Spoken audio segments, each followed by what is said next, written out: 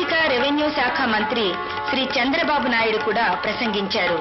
ఈ సదస్సులో రాష్ట్ర ప్రభుత్వ ఈ కార్యక్రమంలో శ్రీ చంద్రబాబు నాయుడు, శ్రీ బుచ్చయ్య చౌదరి కూడా పాల్గొన్నారు. కేటాయించారు.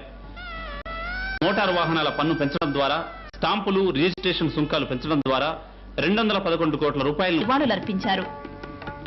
ఈ కార్యక్రమంలో మంత్రులు శ్రీ చంద్రబాబు నాయుడు హామీ ఇచ్చారు.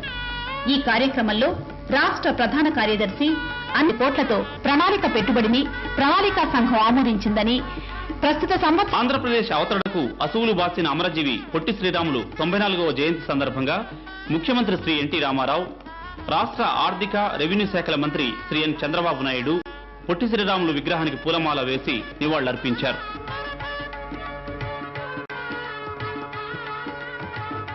శ్రీ పొట్టి శ్రీరాములు వర్ధంతి సందర్భంగా హైదరాబాద్లో డిసెంబర్ 15న రాష్ట్ర ముఖ్యమంత్రి శ్రీ రామారావు గారు శ్రీ పొట్టి శ్రీరాములు గారి విగ్రహానికి పూలమాల సమర్పించి నివాళులు అర్పించారు.